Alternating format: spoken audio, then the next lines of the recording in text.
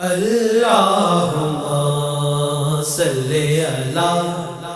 محمد وعلی آلہ وصحبہ وسلم۔ بسم اللہ الرحمن الرحیم۔ اللہ تبارک و تعالیٰ کے پاکیزہ ترین نام سے آغاز کرتے ہیں جو بہت مہربان نہایت رحم والا ہے۔ کتاب العتق چل رہی ہے، درس بخاری ہے۔ جو ہمارے ریگولر ناظرین ہیں وہ جانتے ہیں، وہ ترتیب سے پروگرامز دیکھ رہے ہوتے ہیں۔ میں آپ سے گزارش کرتا ہوں خود بھی دیکھتے رہیے اور دوسروں کو بھی دیکھنے کی ترغیب دیتے رہیں، انشاءاللہ بڑی برکت حاصل ہوگی۔ تو اب پچھلے پروگرام میں جو ہم نے حدیث بیان کی تھی وہ 2541 تھی، اور اس کے راوی ابن عون نے خبر دی تھی۔ انہوں نے کہا کہ میں نے نافع کی طرف مکتوب لکھا، انہوں نے مجھے جواب میں لکھا کہ نبی کریم صلی اللہ علیہ وسلم نے بنو مستلق پر حملہ کیا اور وہ اس وقت بالکل غافل تھے، اور ان کے مویشی پانی کے حوض پر پانی پی رہے تھے،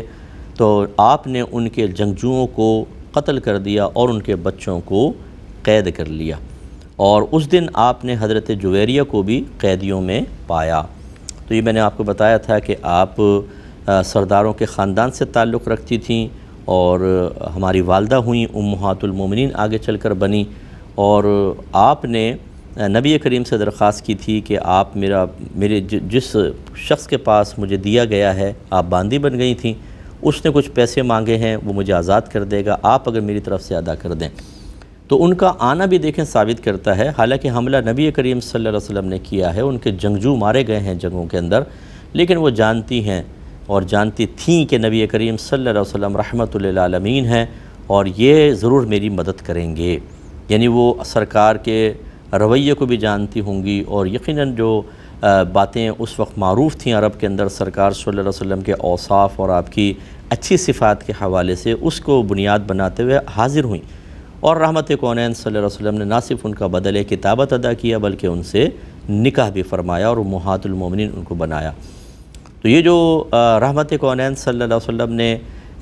9 یا ایک روایت کے مطابق 11 ازواج سے نکاح فرمایا، اور اس کے بعد پھر اللہ تعالیٰ نے منع فرما دیا کہ اس کے بعد آپ کسی عورت سے نکاح نہیں کریں گے، یہ قرآن کے مضامین ہیں۔ لیکن اتنی خواتین سے نکاح کا مقصود کوئی نفسانی خواہش کی مطابعت نہیں تھی، بلکہ سرکار نے اسی لیے نکاح فرمائے کہ اگر ایک عورت سے میں نکاح کرتا ہوں تو اس کا پورا قبیلہ پھر اسلام کی مخالفت سے رک جاتا تھا۔ اسی طرح یہاں پر ہوا کہ جب آپ نے حضرت جویریہ سے نکاح فرمایا تو باقی لوگ جو تھے قبیلہ بنی مستلق کے، وہ سرکار کی مخالفت سے، اسلام کی مخالفت سے رک گئے۔ تو یہ ایک حکمت ہوتی ہے جو رحمت کونین صلی اللہ علیہ وسلم نے اختیار فرمائی۔ اور جو میں نے کلام کیا، پھر ایک دفعہ اس کو تھوڑا سا میں اعادہ کر دیتا ہوں کہ اللہ کی خفیہ تدبیر سے کبھی غافل نہ ہوں، جس کے 2 پہلو میں نے بتائے کہ اگر کوئی شخص عروج پر ہے تو یہ نہ سوچے کہ میں ہمیشہ عروج پر رہوں گا، ہو سکتا ہے اللہ تعالیٰ نے زوال کا فیصلہ فرما لیا ہو، تو یعنی ازل سے فیصلہ فرمایا، اور اکثر اس کی بنیاد جو ہے وہ ہماری شامت اعمال ہی ہوتی ہے۔ ہم عجب و تکبر، خود پسندی میں مبتلا ہو جاتے ہیں، آخرت سے غافل ہو جاتے ہیں، اللہ کی عطا کردہ نعمتوں کو سمجھتے ہیں کہ ہمارا ذاتی کمال ہے، اور ہم اس بات سے مایوس ہو جاتے ہیں اور بالکل اپنے آپ کو محفوظ سمجھتے ہیں کہ کبھی یہ نعمتیں چھن بھی سکتی ہیں۔ لیکن آپ نے دیکھا کتنے لوگ آسمان سے زمین پر گرتے ہیں۔ کرونا کے جب ایام تھے، ہمارے یہاں کرونا کا زور تھا، کتنے لوگ جو ہیں ان کے کاروبار تباہ ہو گئے اور وہ فٹ پاتھ پر آ گئے۔ اسی طریقے سے اللہ کی خفیہ تدبیر یوں بھی کار فرما ہوتی ہے کہ ایک آدمی ایسا لگتا ہے کہ بالکل یہ تو کوئی حقیر سا آدمی ہے، شاید ایسی مر گیا تو جہنم میں جائے گا، لیکن اللہ نے ازل سے فیصلہ کیا ہوتا ہے کہ اللہ اس کو اٹھا دے گا اور اس کو اپنا مقرب بنا دے گا، اس کے لیے جنت کے راستے آسان کر دے گا، اور پھر ایسے اسباب بن جاتے ہیں کہ واقعی اس کے ساتھ ایسا معاملہ ہو جاتا ہے۔ لہٰذا اب اس میں ایک پہلو بس یہ ہے کہ ہماری کوئی بھی بہن، ہمارا کوئی بھی بھائی اللہ تعالیٰ سے کبھی مایوس نہ ہو۔ وہ بڑی زبردست تدبیر فرمانے والا ہے، وہ چیزوں کے کنیکشن ملاتا ہے، ایک چیز کو دوسرے کے ساتھ، دوسرے کو تیسرے کے ساتھ، اور کام بنتے چلے جاتے ہیں۔ ہم یہ سمجھتے ہیں کہ شاید جب ہم پھنس جاتے ہیں، کوئی آزمائش آتی ہے، مصیبت آتی ہے، ہم سمجھتے ہیں کہ یہ نہیں حل ہو سکتی، بہت مشکل ہے کہ حل ہو جائے۔ بعض اوقات ہماری بہنیں ڈپریشن کا شکار ہو جاتی ہیں، لوگوں کے دماغ کی رگیں پھٹ جاتی ہیں، اور اس کی بڑی وجہ ہوتی ہے کہ ہم مضامین قرآن، مضامین حدیث اکثر اپنے ذہنوں میں جمع نہیں رکھتے ہیں، ان پر تفکر نہیں کرتے ہیں، ان کو سنتے نہیں ہیں، تو پھر عام لوگوں کی باتیں ہی تھوڑی بہت ڈھارس دیتی ہیں، اور جب وہ ڈھارس نکل جاتی ہے تو ہمیں اس قسم کی پستی سے بچانے والی کوئی بھی چیز نہیں ہوتی۔ ہمارے بہن بھائی اس پر توجہ کریں۔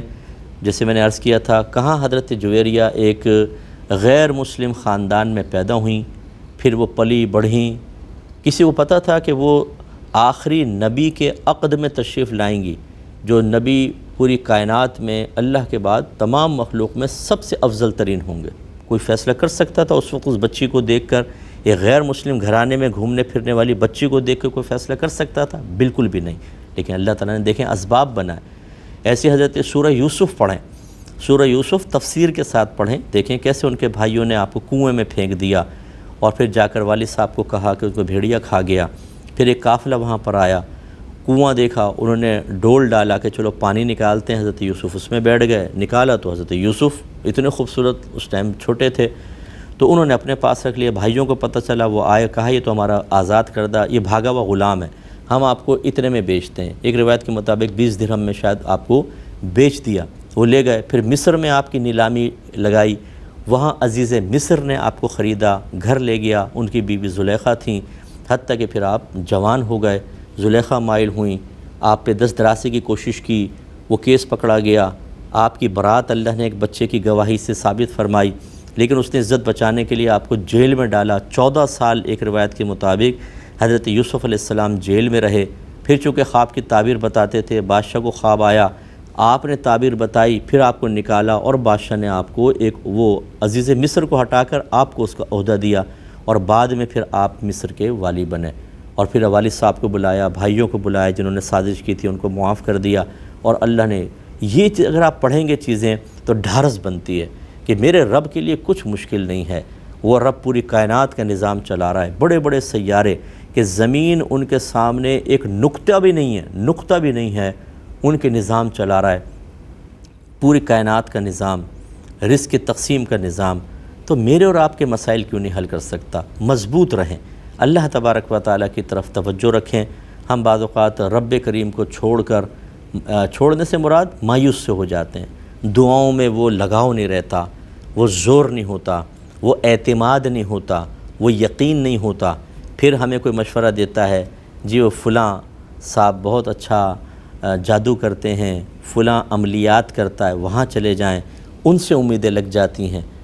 اچھے عامل سے علاج کروانے کو میں منع نہیں کر رہا ہوں کہ وہ کرا سکتے ہیں جو بالکل قرآن و حدیث کے مطابق عمل کرے، لیکن اصل تو ہمارے اعتقاد کا مسئلہ ہے کہ ہم اللہ تعالیٰ سے اعتقاد ہٹ جاتا ہے۔ ایک عامل 2-4 ذرا مسکے والی باتیں کرے، بڑے بڑے اپنے بارے میں دعوے کرے، یوں چٹکی میں تمہارا مسئلہ حل کر دوں گا، ارے ہزاروں لوگ آئیں ہم نے ایسا کر دیا، اس سے جو ہمارا یقین وابستہ ہو جاتا ہے کہ عرصہ دراز تک اس کے ساتھ وابستہ رہتے ہیں۔ وہ بار بار یہ کہتا ہے کہ میں نے کاٹ کر دی تھی، پھر کسی نے کروا دیا، پھر کاٹ کر رہا ہوں، پھر کروا دیا، اس کے ساتھ وابستگی رہتی ہے، لیکن اللہ تبارک و تعالیٰ کی ذات کے ساتھ وہ کامل یقین وابستہ نہیں رہتا جو رہنا چاہیے، اور ہمارے اعتقاد کی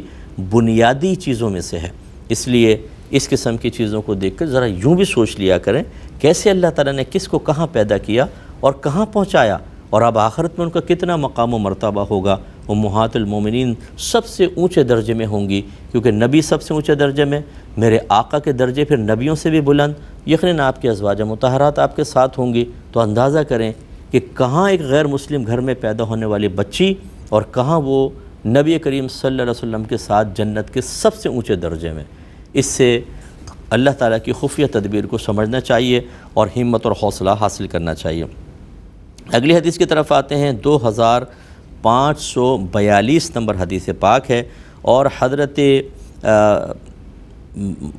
حبان ابن محیریز سے وہ روایت کرتے ہیں، وہ بیان کرتے ہیں کہ میں نے حضرت ابو سعید رضی اللہ تعالیٰ عنہ کو دیکھا تو میں نے ان سے سوال کیا، بس انہوں نے کہا کہ ہم رسول اللہ صلی اللہ علیہ وسلم کے ساتھ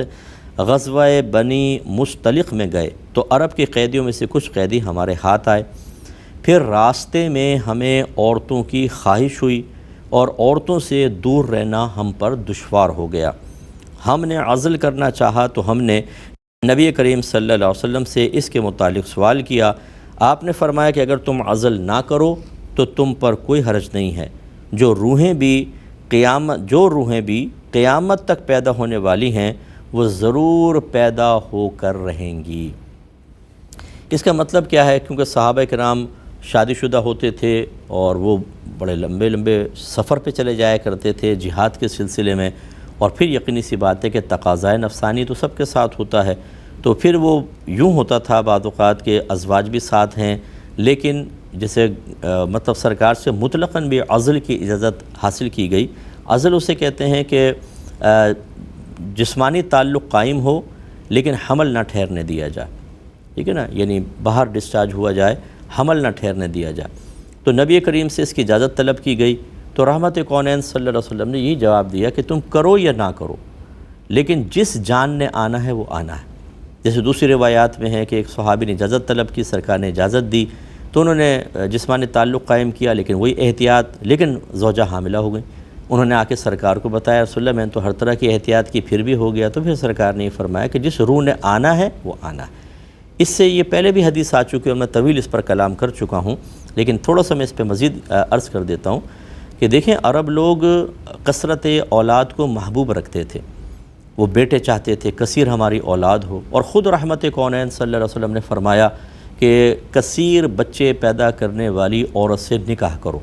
اور اس کی وجہ کیا تھی؟ سرکار نے ارشاد فرمایا کہ میں بروز قیامت اپنی امت کی کثرت پر فخر کروں گا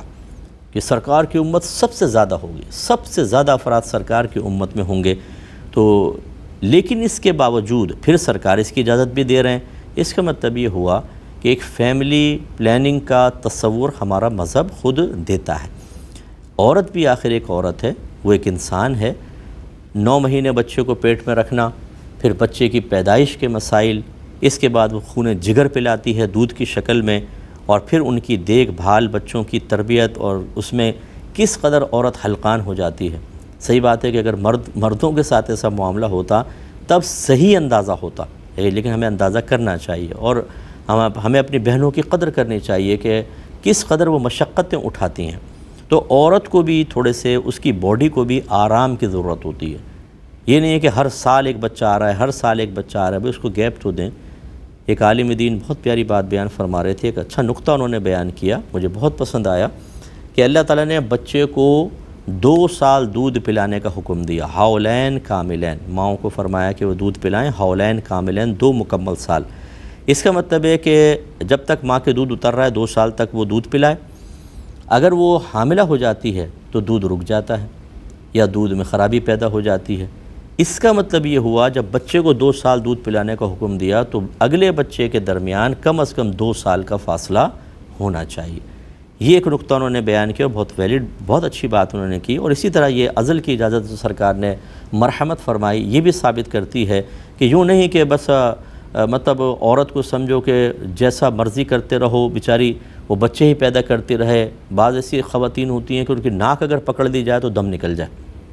ایسی کمزور ہوتی ہیں، لیکن جی کوئی احتیاط نہیں، یہ چیز ٹھیک نہیں ہوتی، یہ ہمارے مذہب کے خلاف نہیں ہے۔ ہاں یہ ضرور ہے کہ اگر کوئی یہ کہتا ہے کہ جی میں اولاد کو پسند نہیں کرتا ہوں، یہ کفران نعمت ہے۔ اگر کوئی کہتا ہے کہ ہم شادی ہو گئی 3-4 سال تک ہم بچے پلان نہیں کریں گے، یہ بھی مناسب نہیں ہے، کفران نعمت ہے۔ اولاد ایک نعمت ہے، اس کو آنے دیں، ورنہ پیچیدگیاں اور خرابیاں ہی پیدا ہوتی ہیں۔ اسی طریقے سے اور کوئی شرعی عذر نہیں، بچے پیدا ہوئے تو کھلائیں گے پلائیں گے کہاں سے، یہ گناہ ہے۔ اس میں بھی پھر آپ کو وقفہ کرنا ہے کہ اس نیت کی وجہ سے اجازت نہیں ہوگی، لیکن اگر اس لیے ہے کہ عورت جتنا اس کا نقصان ہوا ہے جسمانی لحاظ سے اس کی ریکوری ہو جائے، عورت کو بچوں کو پالنے میں آسانی ہو، ان کی تربیت میں آسانی ہو، تو پھر ہمارا مذہب اسلام اس سے بالکل منع نہیں کرتا کہ ہم کسی اچھے ڈاکٹر سے، جیسے بچیاں ہیں ہماری بہنیں، کسی لیڈی ڈاکٹر سے مشورہ کر کے اس سے باقاعدہ پوچھیں کہ کس طریقے سے بچے پلان کرنے چاہیے اور اس کے مطابق کریں۔ اس میں کوئی شرعی طور پر گرفت کے پہلو نہیں ہیں۔ اگلی حدیث کی طرف آتے ہیں، حدیث ہے 2543۔ حضرت ابو ہریرہ رضی اللہ تعالی عنہ بیان کرتے ہیں کہ میں ہمیشہ بنو تمیم سے محبت کرتا ہوں۔